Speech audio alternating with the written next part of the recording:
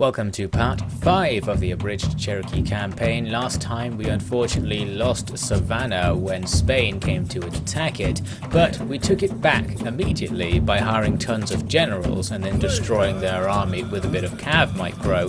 Further north we also took out the last army of the Iroquois and took their last territory, so they're gone, and we also then pushed the Spanish back out of Florida and restored the territory we had near the start of the game. I needed to decide what we were going to do next in the campaign in general.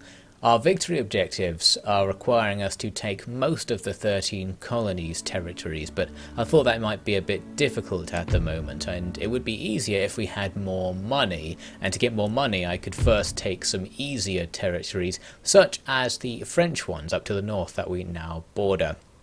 The problem with that is it involves declaring war on France, of course, and we're already at war with pretty much all of the southern half of the theatre map, so I was thinking that maybe instead we could go down there and deal with that and just leave France be and not bother them at all in this campaign. We'll go take parts of Mexico and then come back with all the money to attack the 13 colonies. I also noted that the Spanish appear to be preparing another invasion fleet. We can see there's a load of ships over here with some units inside. We don't have any intel on the units themselves, but it's likely that these guys are being prepared to go for Florida once again. We've still got the units who recaptured it recently sitting around, so we'll leave them there and just see if anything happens with that. So what I'm going to do here is trust France, essentially, even though they have an army standing on my border.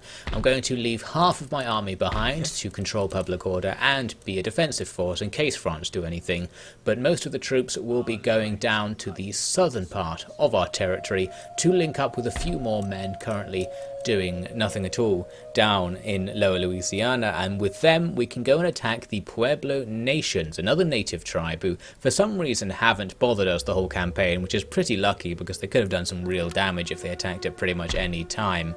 So now we're a few turns later, nothing really happened as we walked our way down, and now our force is together. I noted we have one general with one heck of a name over here. He's also a drunk by the looks of things. Perhaps that is how he decided upon this name for himself.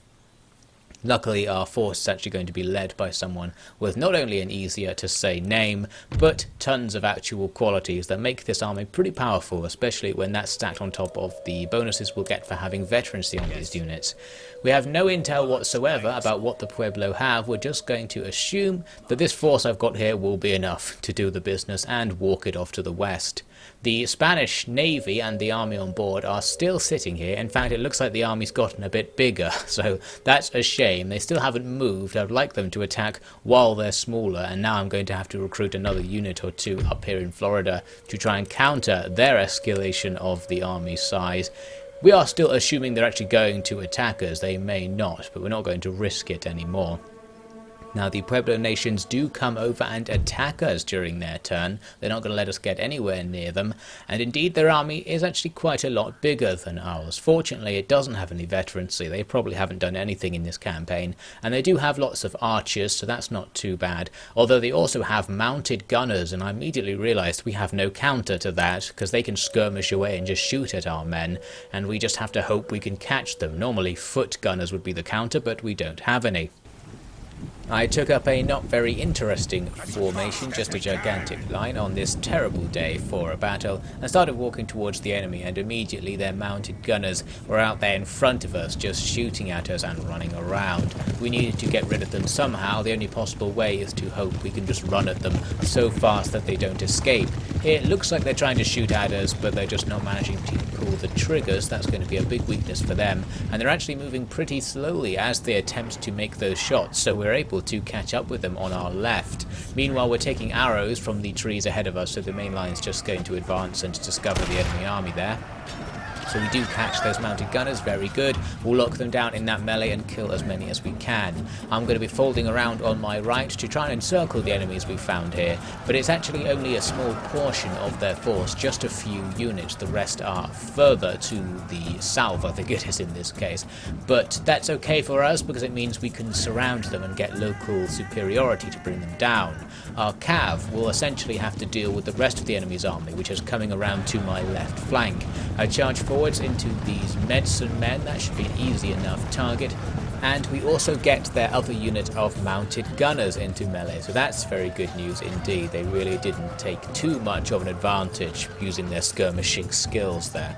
So that fight's going to be okay for us, just fighting a couple of units. We'll certainly win eventually, but the rest of the enemy's army is going to be attracted towards that melee and will make it more difficult. At least that means they're not joining the fight against my main body of infantry, which is doing okay, slowly gaining ground against the enemy's infantry, who are of slightly inferior quality due to their lack of experience and the fact our general is buffing all of our guys' morale. So we start breaking through in a few points, and that means the units that are freed up will surround the other ones and make that just snowball in our favour. But the cavalry engagement is now looking quite bad as we get swamped by enemy infantry, and all of our formations have just formed really weird shapes as well. They're all messed up by the enemy charging into us. I tried to actually escape from this melee because it wasn't going very well, but the weird formations made it difficult. Parts of the units were always stuck behind and it would draw everyone back into the fight, so we couldn't really escape from this. I had to just commit to the fight and do as much damage as we can, probably losing our cav in the process. My general, still fighting with the enemy's mounted gunners, finds that the enemy gunners can actually shoot at us even in melee, which is very cheeky indeed. We kill the enemy command out there, so that's good news. Then we immediately lose not our own commander, but our secondary general, the guy with the impossible name. So that's a shame. We won't get to ever learn how to say it. And anyway, the rest of our army is going to have an easy time finishing off the infantry who are left behind over here, because we just have a big local advantage. We're swooping around this rock to go after some archers here, and the enemy were quite kind. They did have some warriors in front of the archers, but they ran off somewhere, leaving the archers exposed, so that was good. Now all of our units will charge into the enemy's ranged units and bring them down. So just in general there, we should be able to overcome the enemy's remaining units with what we have. I made a second attempt at escaping that melee with the cav, and this time enough of our units had died that the formations were less spread out, so we could actually get away that time, and we kited a few units away as we did. Our general beat those mounted gunners and is now going to run off because I don't want to risk losing him anymore. Going to screen him with these infantry who blocked some cavalry from chasing him, and now we just want to wait for this melee to conclude so we can free up all of these units and go after the odd individual enemy units standing around the place. Eventually one unit there routs, and now our men can just swarm all over the place, getting kills on the routing units and then going to outflank other ones. Really, we need to kill as much of the infantry as possible, because right after this fight we'll want to counterattack the enemy to make sure we can capitalize on this victory. By the looks of things, we are going to get most of it. I ended up deploying my general, despite wanting to keep him alive, to go and attack these archers who were hanging about in the trees over here. Shouldn't be too much trouble for him. And there goes everything on the enemy side, just being swallowed by the great mass of our troops, so that's looking good. The battle wasn't quite over because they did have units that had been chasing my kite cavalry off in the distance. Eventually though, my cav just swarm and attack them as well. We actually almost lost our cavalry fighting the enemy's infantry since they were already depleted, but the arrival of a general's bodyguard soon put an end to that part of the fight, and the fight as a whole. It was pretty costly. We lost more than half of our army to defeat them, but they have almost nothing left, so hopefully what we have left will be enough to destroy their garrison and destroy their faction.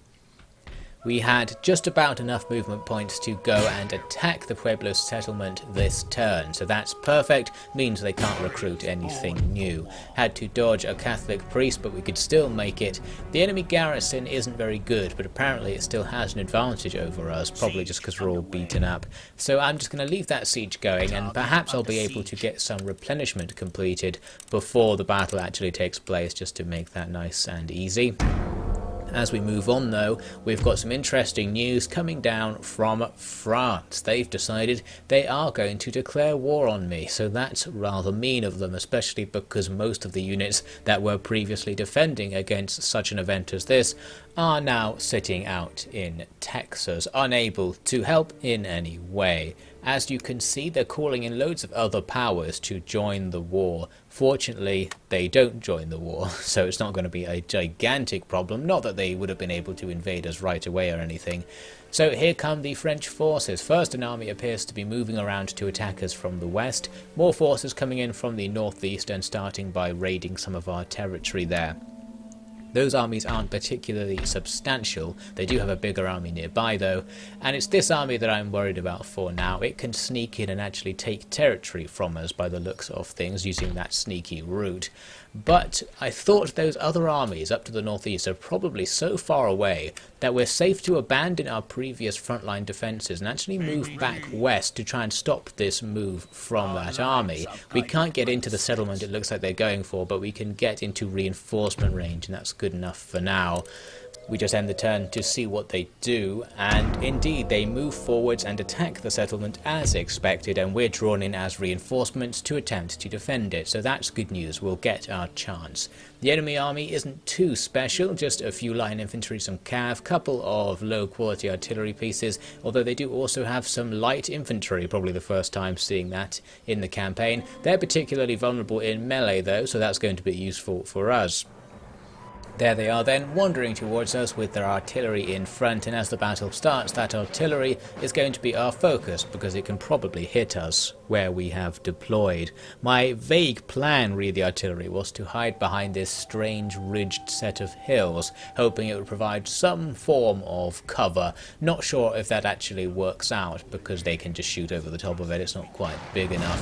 Plus, as my reinforcements came in, as we see here, my cavalry attracted the attention of those guns. I tried to pull them into these trees on top of the hill to hide them all, but for whatever reason I couldn't get any units to actually get into a consistently hidden position up here, so I ended up giving up on that, long story short, and we're just going to run around behind the enemy army instead. That'll get us out of the arc of fire of the guns.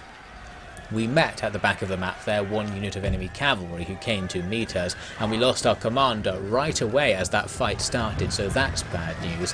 At least as for the fight itself, we can win this. It's just a few lancers against about twice the amount of similar quality cavalry on our side, plus the enemy started trying to leave, so we just killed them as they went, and that was the end of that. We're able to defeat that unit. Since it's on the edge of the map, it'll just rout away very quickly and we don't have to worry about it coming back.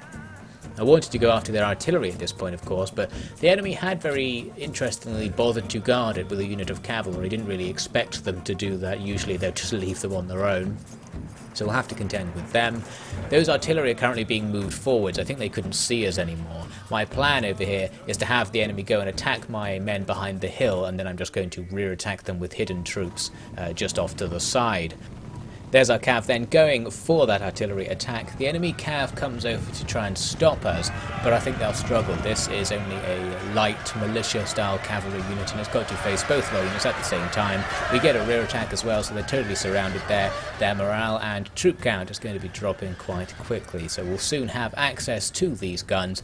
They've been unlimbered again and are now firing at our position behind the hill, which proves that the hill isn't very much protection. They're easily just firing over it here. It needs to be much bigger, I think, to actually be useful, but it was a nice idea at least. The enemy are going around the hill as I hoped, so now we're getting into a position to rear attack them once they're kind of stuck there, and our cav, having defeated the enemy cav, rush forwards to now neutralize those artillery batteries, so don't have to worry about those guys anymore. Now once the enemy wander around the corner and towards our men, I'm going to charge forwards to begin our main plan. Here I'm just using archers to hit the front of the enemy's column, as it were. They're advancing in a weird column-ish formation with militia at the front, which is nice and easy target.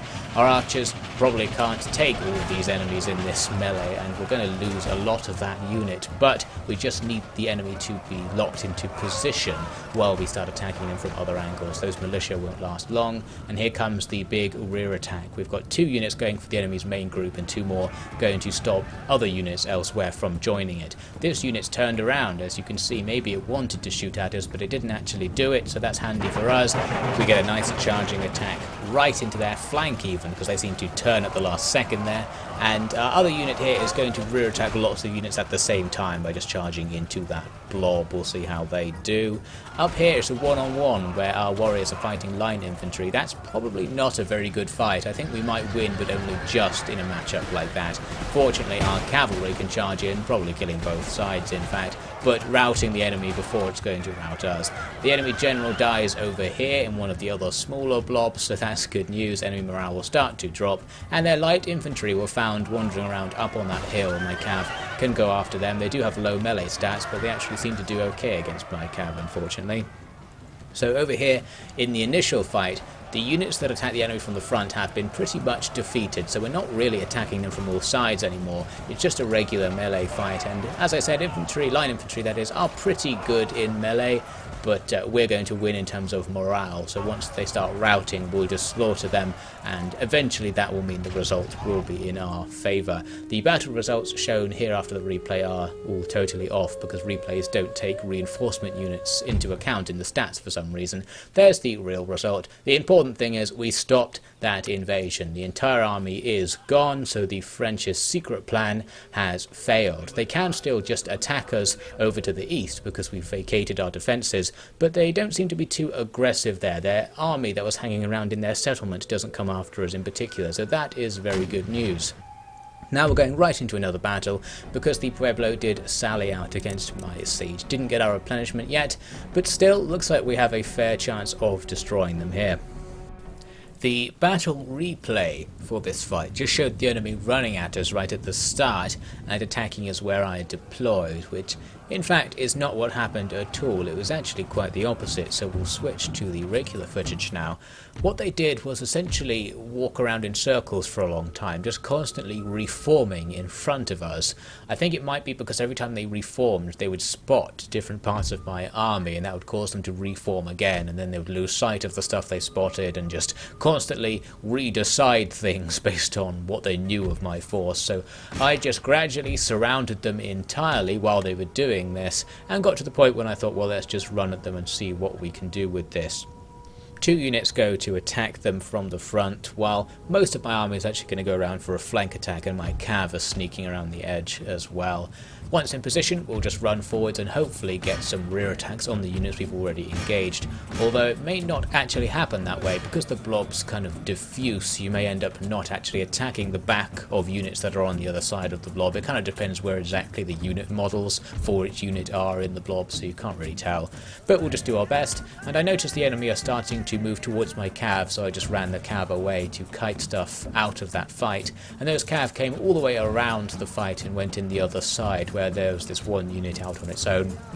I'm very carefully disengaging my infantry as the cav go in to avoid my infantry being run down by the cav, and the cav themselves just rout the unit on impact, and the rest of the enemy army is routing at this point as well. Our surround and pound tactic did seem to work. A couple of units who were outside of the blob are still going, but we've got all the numbers on our side now. We'll just chase them down and get the kills we need, and really that just brought the battle to an end. A nice easy win thanks to the enemy army just being in a state of constant flux the whole time. Very handy.